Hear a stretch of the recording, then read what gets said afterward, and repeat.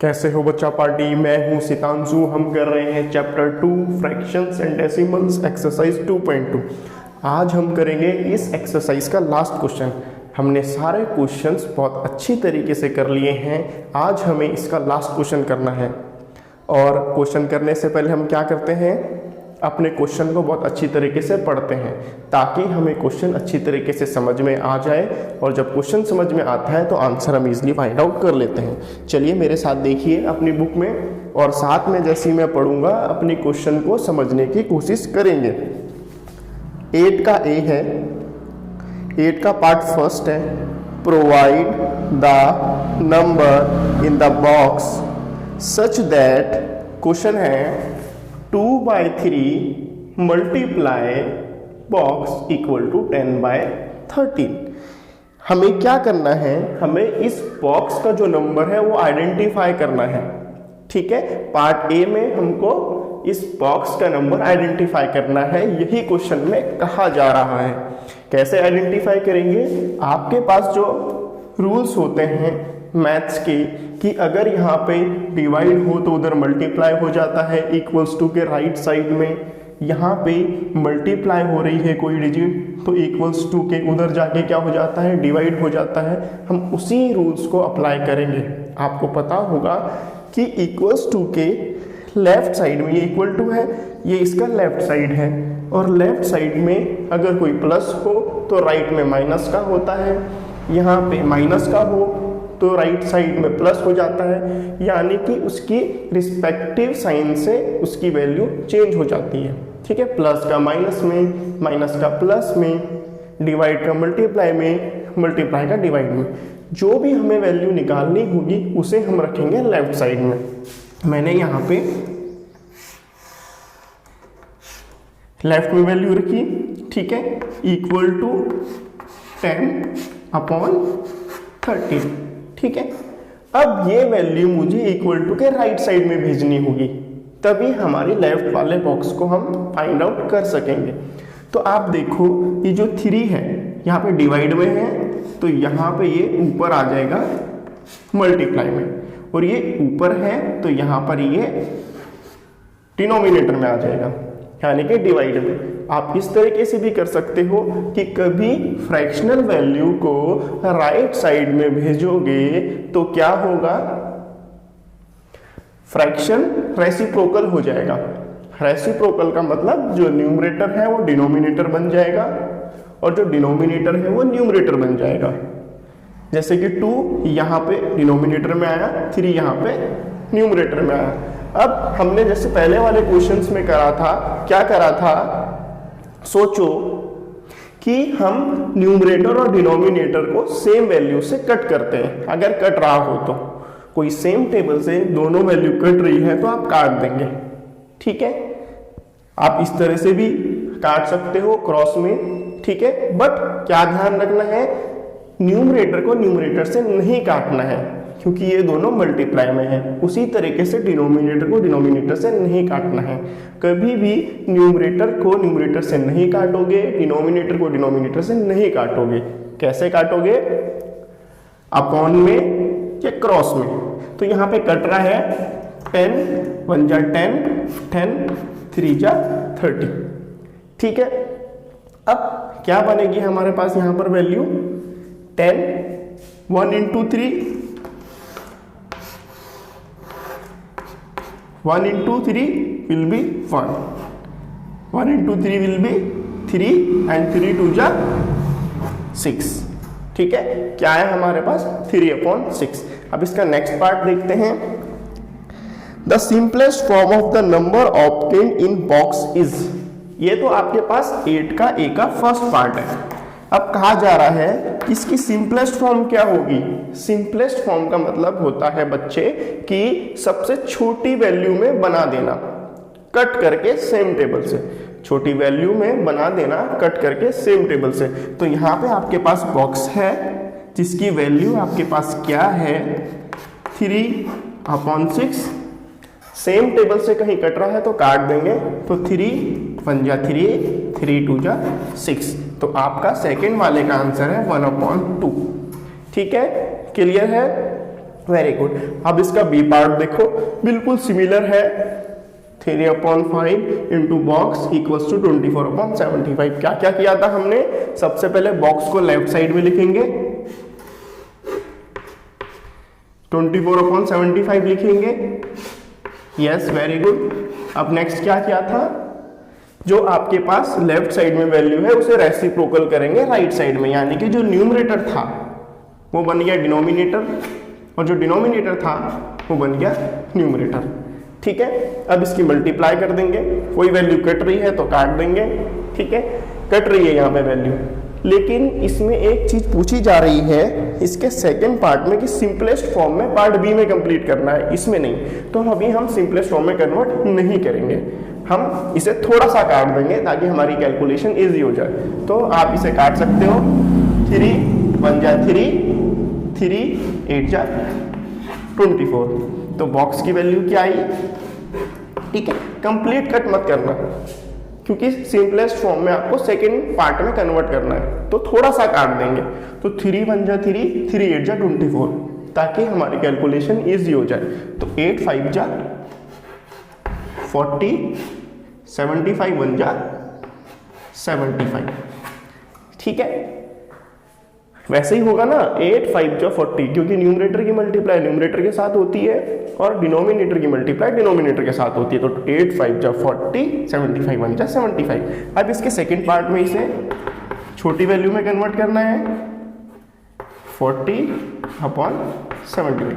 अब आप मुझे बताइए कोई एक ऐसा टेबल जिससे दोनों वैल्यू कटती हो, सोचो, दिमाग लगाओ। 2 से कट सकता है क्या 40 और 75? नहीं, 2 से नहीं कटेगा क्योंकि ये 40 तो कट जाएगा, 2 से 75 नहीं कटेगा क्योंकि यहाँ पे और नंबर है।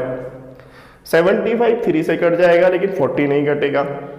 कौन सी वैल्यू हो सकती है बताओ, सोचो। 5 ऐसी वैल्यू है जिससे दोनों कटेगा। तो 5 8 जा 40 और 5 15 जा 75। ठीक है, जैसे 5 1 जा 5 हुआ यहाँ पे, 25 बचा तो 5 5 25। अब 75 को डिवाइड करके भी चेक कर सकते हो 5 से साइड में कि क्या 75 5 से कट रहा है, और कटेगा ये बिल्कुल 15 टाइम्स। तो आपका सेकेंड का आंसर है 8/15। ठीक है बच्चे, 8 का फर्स्ट का पार्ट का आंसर 3/6, सेकेंड का पार्ट का 1/2, बी का फर्स्ट का 40/75, सेकेंड का 8/15। हो सकता है कि आपके बुक में 3/6 की जगह और ज़्यादा बड़ी वैल्यू गिवन हो, तो हमारा 3/6 भी सही है और बड़ी वैल्यू भी सही होगा, क्योंकि अगर आपके पास बड़ी वैल्यू है उसे कट करोगे तो 3/6 ही आंसर आएगा। तो हमारे आंसर में कोई कमी नहीं। ठीक है बच्चे, तो हमारी एक्सरसाइज 2.2 हो चुकी है कंप्लीट। इसे अच्छी तरीके से पढ़ लीजिए और समझ लीजिए। चलिए बच्चे, अब हम स्टार्ट करेंगे 2.3। 2.3 स्टार्ट करने से पहले हम फ्रैक्शंस को दोबारा से समझ लेते हैं। फ्रैक्शन है क्या बेटा, हमारे फ्रैक्शंस इस चैप्टर में किस तरीके से यूज हो रहे हैं हमें ये देखना है। फ्रैक्शंस को कैसे डिवाइड कर सकते हैं, फ्रैक्शन को कैसे मल्टीप्लाई कर सकते हैं, फ्रैक्शन को सिंपलेस्ट फॉर्म में कैसे कन्वर्ट कर सकते हैं, फ्रैक्शन को और भी किस तरीके से हम यूज़ कर सकते हैं, वो सारा हम इस चैप्टर में समझ रहे हैं। आगे आने पर हम डेसिमल्स भी चेक करेंगे कि डेसिमल्स को कैसे मल्टीप्लाई करेंगे, डेसिमल को कैसे मल्टीप्लाई करेंगे, डिवाइड करेंगे। ठीक है, इस तरीके से। तो आगे आने वाली जो एक्सरसाइज है इसमें हमें ये करना है कि जो आपके पास वैल्यू गिवन है इसे डिवीजन में अगर गिवन हो तो कैसे सॉल्व करेंगे, देख लेते हैं क्वेश्चन को। फर्स्ट का फर्स्ट पार्ट है, ठीक है,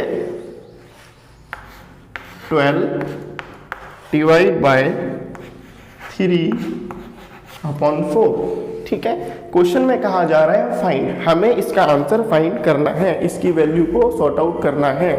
ठीक है, अब आप देखो कि आपके पास एक होल नंबर है और एक फ्रैक्शनल नंबर है, कैसे इसे डिवाइड करोगे। ठीक है, कभी भी इस तरीके का क्वेश्चन आए तो आपके पास जो होल नंबर होगा उसके अपॉन में 1 लिखेंगे ताकि आपके पास दोनों वैल्यू क्या बन जाए, फ्रैक्शनल नंबर। ठीक है, कभी भी कोई होल नंबर आए तो उसके नीचे अपॉन में 1 लिख देंगे ताकि दोनों वैल्यू फ्रैक्शनल नंबर बन जाए। अब ये हमारा बना कायदे से 12/1 डिवीजन 3/4 है ना बच्चे।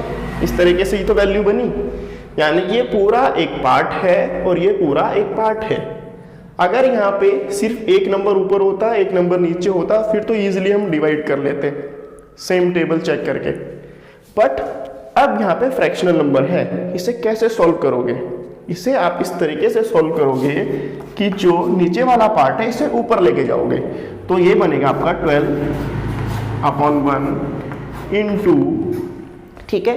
हमेशा ध्यान रखना कि कभी भी फ्रैक्शनल में वैल्यू आएगी तो आप जो फर्स्ट वाली वैल्यू है ये आपका पूरी वैल्यू न्यूमरेटर है, ये पूरी की पूरी, और ये पूरी वैल्यू डिनोमिनेटर है, ठीक है। इसे एक ही यूनिट कंसीडर करेंगे, तो 12/1 3/4। अब डिवाइड तो ऐसे हो नहीं पाएगा, तो इसे लेके जाएंगे 12/1 के पास, और जब इसे ऊपर लेके जाएंगे तो ये हो जाएगा रेसिप्रोकल, 4 आ जाएगा न्यूमरेटर में और 3 आ जाएगा डिनोमिनेटर में, और दोनों के बीच में क्या रिलेशन होगा? मल्टीप्लाई का। ध्यान रखना, कभी कोई वैल्यू डिनोमिनेटर में हो तो उसे जब आप ऊपर लेके जाओगे तो उसे रेसिप्रोकल कर दोगे, मतलब जो डिनोमिनेटर है वो न्यूमरेटर बन जाएगा और न्यूमरेटर जो है वो डिनोमिनेटर बन जाएगा। इस चीज को बोलते हैं रेसिप्रोकल, और दोनों के बीच में आ जाएगा मल्टीप्लाई। अब नॉर्मली सॉल्व कर देंगे किस तरीके से? कोई वैल्यू कट रही है, यस, 3 1 जा 3, 3 4 जा 12, तो क्या बना आंसर आपका? 4 4 जा 16। अपॉन में 1 है तो 1 लिखने की जरूरत होती नहीं, तो आपका आंसर आ गया 16। क्लियर है?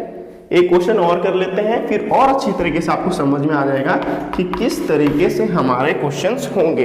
आप पहले अच्छी तरीके से क्वेश्चन को देख के लिखेंगे ताकि गलती ना हो। 14 डिवाइड बाय 5/6, ठीक है। अच्छी तरीके से क्वेश्चन को आप उतारेंगे ताकि क्वेश्चन सही तरीके से आप लिखें और कोई गलती ना हो। तो क्वेश्चन है 14 डिवाइड बाय 5/6, क्रॉस चेक कर लिया क्वेश्चन। अब आगे देखेंगे 14 के नीचे क्या आएगा? 1, तो ये बनेगा 14/1। जो सिंगल वैल्यू होती है उसके नीचे 1 लिख के उसे फ्रैक्शनल वैल्यू बनाते हैं। अब ये आएगा 14/1 डिवाइड बाय 5/6, ठीक है। अब क्या करा था हमने? 5/6 को ऊपर लेके जाएंगे तो रेसिप्रोकल होगा, 6 ऊपर आएगा 5 नीचे आएगा, ठीक है। कोई वैल्यू कट रही है? बताओ मुझे। 5/6 14/1 कोई वैल्यू कट रही है? नहीं कट रही है, तो डायरेक्ट मल्टीप्लाई करेंगे। बताओ जल्दी से, 14 6 जा कितना होता है? टेबल याद करो बच्चे, टेबल याद करने की बहुत जरूरत है। 14 6 जा 84 और 5 1 जा 5, तो आपका आंसर आया 84/5, ठीक है। 14/1 6 ऊपर चला गया, 6/5 14 6 जा 84, क्लियर है। और 5 1 जा 5, तो आपका आंसर आ गया 84/5। सारे क्वेश्चंस बच्चे इसके इसी तरीके से होंगे, कोई डिफिकल्टी नहीं है। थर्ड वाला देखो क्या क्वेश्चन है? 8 डिवाइड बाय 7/3, 8 डिवाइड बाय 7/3। इसमें आप ये वाला पार्ट मिस कर सकते हो, यानी कि ये पोर्शन जो है इसे स्किप कर सकते हो। ये मैंने इसीलिए लिखा है ताकि आपको अच्छी तरीके से समझ में आए। आप 1 लिखोगे, ठीक है, तो क्या बना? 8/1, ठीक है। इसे डायरेक्ट आप रेसिप्रोकल कर दो, तो मल्टीप्लाई 3/7। तो आपका ये वाला जो लिखने वाला पार्ट है ये आप स्किप कर सकते हो, इसे छोड़ सकते हो। उससे आपके क्वेश्चन में और आंसर में कोई दिक्कत नहीं आएगी। बस आपको ध्यान रखना है कि जो आपकी फर्स्ट वैल्यू है, ठीक है, उसको वैसे ही रहने देना है, और जो सेकंड वैल्यू है उसे रेसिप्रोकल कर देना है। फिर से बोल रहा हूं, जो आपका ये पार्ट है इसे आप स्किप कर सकते हो, आपका आंसर गलत नहीं होगा। आपको सिर्फ क्या करना है? फर्स्ट वैल्यू को वैसे ही रहने देना है और सेकंड वैल्यू को रेसिप्रोकल कर देना है। 3 डिनोमिनेटर में था तो न्यूमरेटर में आया, 7 न्यूमरेटर में था तो डिनोमिनेटर में आया। क्या बनेगा? कट रही है कोई वैल्यू? नहीं, तो 8 3 जा 24/7। देखा कितना इजी है अगर आप समझ जाओ तो। हाँ बेटा, चलिए इसके बाकी के पार्ट भी करते हैं। बहुत इजी है, बहुत इजी। मैं रब कर रहा हूं।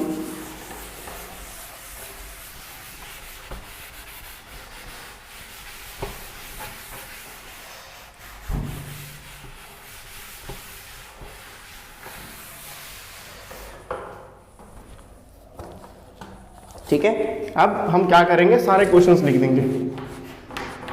4 था, 4 डिवाइड बाय 8/3।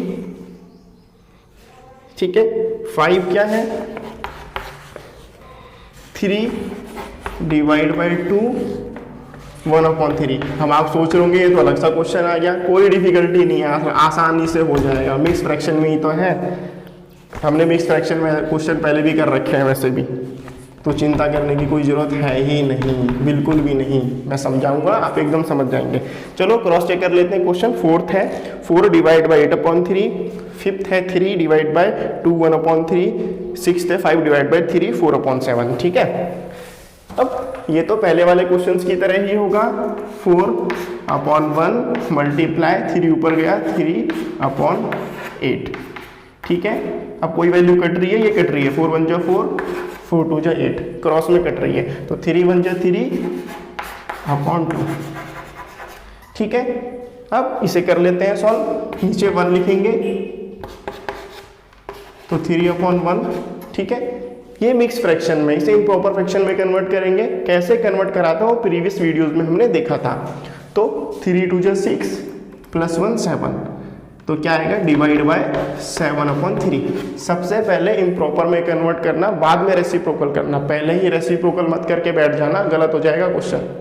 आम तौर पे हम ध्यान ना देने की वजह से ऐसे कर देते हैं, नहीं आप ऐसे मत करना बिल्कुल भी। ठीक है, तो पहले इम्प्रॉपर पे कन्वर्ट करेंगे। 3 2 जा 6, 6 प्लस 1 7, 7/3 आया। ठीक है, अब इसे रेसिप्रोकल कर दोगे, सेकेंड वैल्यू को 3 ऊपर आया और 7 नीचे। ठीक है, कोई वैल्यू कट रही है, कोई वैल्यू नहीं कट रही है, तो 3 3 जा 9, 9/7 आपका आंसर। इसको भी ऐसे ही करेंगे। 5/1 डिवाइड बाय, बताओ मुझे इसका इम्प्रॉपर में कन्वर्ट करके कैसे होगा, सोचो फटाफट से। हाँ, 7 3 जा 21, 21 प्लस 4 25/7। रेसिप्रोकल में कन्वर्ट करेंगे। 5/1 मल्टीप्लाई 7 ऊपर आ जाएगा और 25 नीचे आ जाएगा। कोई वैल्यू कट रही है, ध्यान से देखो, कट रही है। 5 1 जा 5, 5 5 जा 25, क्या बनेगा, 7 1 जा 7, 1 5 जा 5। इसका आंसर आया 7/5। क्लियर है बेटा, वेरी गुड, बहुत आसान है क्वेश्चन। ठीक है, तो क्वेश्चन 1 कंप्लीट हो चुका है हमारा। तो वीडियो अच्छी लगी हो तो लाइक जरूर करें, सब्सक्राइब जरूर करें और शेयर भी जरूर करें। ठीक है बेटा, वेरी